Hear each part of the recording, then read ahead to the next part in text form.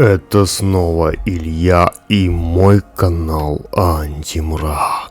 Так, в этом видео я бы хотел поговорить о том, почему я опять устроился в найм. Наверное, если вы следите за выходом моих новых видео, вы могли заметить, что я стал реже их выпускать. И это не случайность, потому что я опять устроился в найм по своей профессии. Вообще, что побудило меня это сделать после почти 2 лет отдыха? Я пока и сам не совсем понимаю, что побудило меня это сделать, но по ощущениям мне кажется, что я уже достаточно отдохнул. Но это опять же не означает, что я готов заниматься какой-то тяжелой работой. Нет, я вообще не люблю тяжелый физический труд. И возможно, именно то, что я достаточно отдохнул, и стало настоящей причиной устройства в найм по своей профессии. Конечно же, еще и отсутствие постоянного стабильного дохода тоже стало одной из причин устройства в найм. И вам, возможно, может показаться, что я противоречу сам себе, учитывая то, что в своих видео о наемной работе я говорил о том, что работа — это тюрьма твоей жизни. На самом деле, чтобы понять мое отношение к наемной работе, нужно уяснить один важный момент моей мотивации, который заключается в том, что я никогда не руководствуюсь нуждой в своем социальном поведении. Как ни странно, я никогда не устраивался в найм по единственной причине нужды в деньгах. Хотя я сам не являюсь ребенком богатых родителей и сам никогда не был богатым, но мне всегда, что называется, хватало, и я никогда не висел ни у кого на шее. Например, свою профессию я выбрал, исходя из того, что она была одной из самых квалифицированных рабочих профессий, которые были в том городе, где я жил на то время.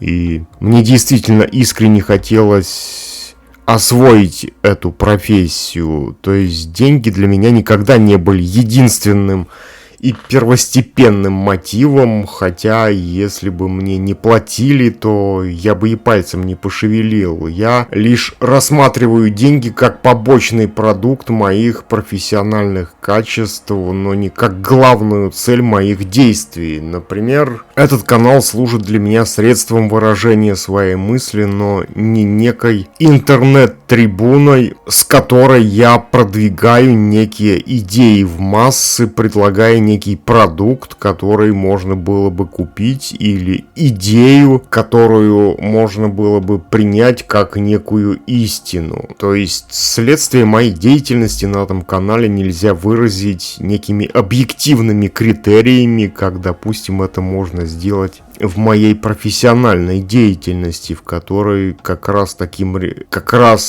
такой результат моей деятельности измеряется объективными критериями и служит мотивацией заниматься ей. То есть это деятельность, которая подразумевает наличие мотивации в ее объективном результате, в результате и измеряемом объективными критериями. Но когда я выражаю свою мысль у себя на канале Антимрак, то это является проявлением частной мысли, которую я осмыслил сам для себя и предоставляю плод этой осмысленности другим людям. То есть потенциальное влияние этой мысли на других людей невозможно измерить объективными критериями, как это можно сделать в моей профессиональной деятельности. Хотя меня несколько раз люди благодарили на моем канале за то, что мои материалы способствовали устранению некоего внутреннего их конфликта, который был у них в головах. Конечно же, мне очень приятно такое слышать, и это в какой-то мере способствует дополнительной мотивации и дальше продолжать делать контент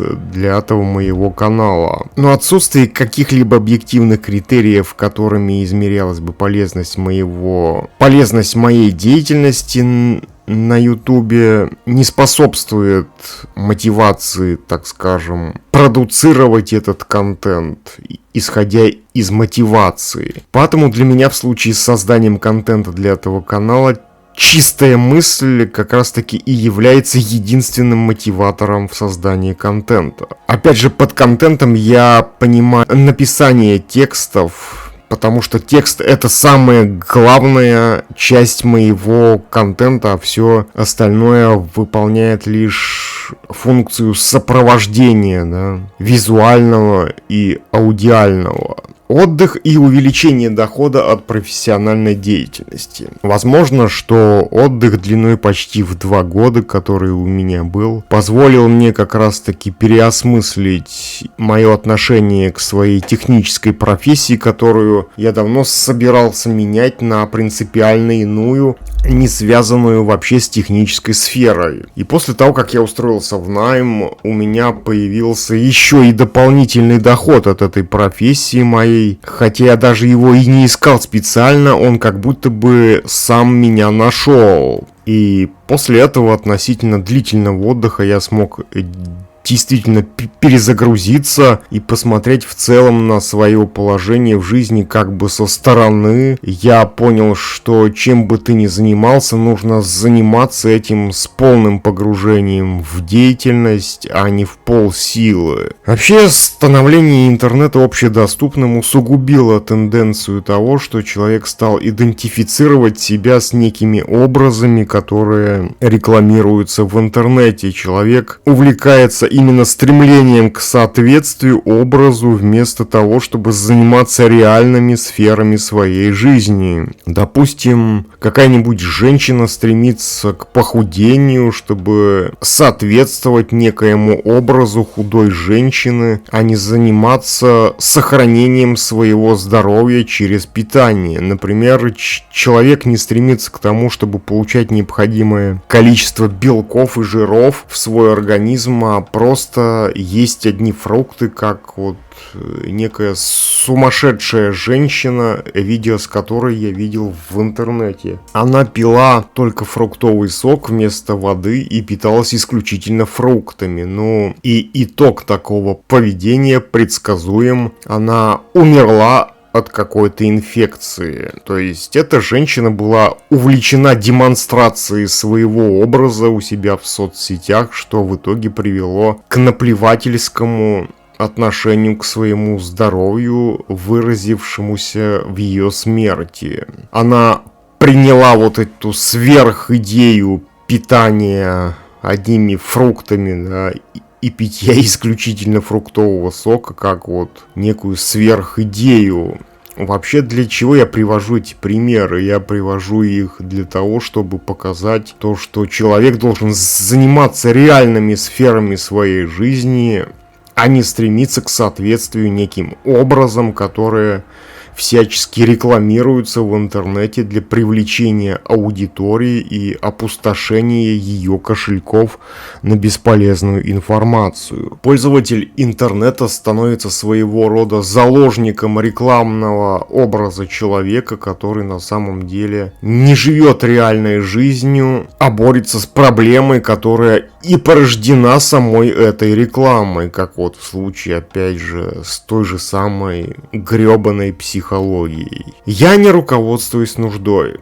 На самом деле, устройство в найм для меня никогда не было следствием нужды, потому что под этим актом я подразумевал повышение своих профессиональных компетенций, но не необходимость добывать деньги как свою первоначальную и основную цель. Хотя, как я думаю, большинство людей устройство в найм рассматривают как возможность удовлетворения нужды, но не как шаг, который возвышался бы над нуждой. Объективные профессиональные критерии. На самом деле в моей работе существуют, в работе офлайн, естественно, существуют объективные критерии, по которым оценивается мой профессионализм, в отличие, допустим, от моего контента на этом канале. То есть мой контент на этом канале относится к моим осмысленным взглядам на те или иные социальные процессы, элементом которых является человек. Эти осмысленные взгляды,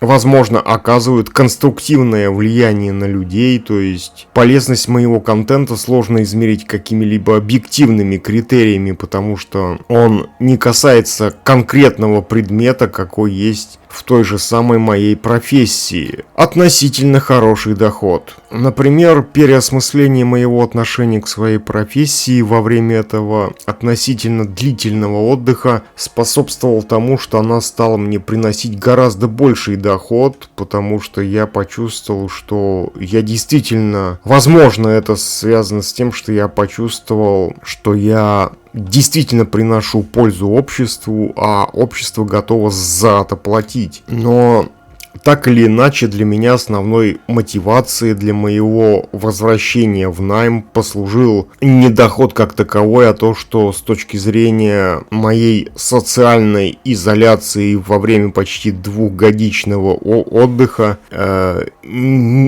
как будто бы ничего не происходило, то есть каждый день был похож на предыдущий, и мое устройство в найм служит для меня неким разнообразием, но только в контексте ощущения значимости моих профессиональных качеств для общества, то есть меня бы не устроил только факт некой зарплаты, потому что она не служила для меня определяющим побудительным мотивом по причине, опять же, того, что я не руководствуюсь нуждой, а интересом. И для меня было бы странным руководствоваться нуждой, потому что нужда ведет только к нужде. Взаимодействие с реальными людьми.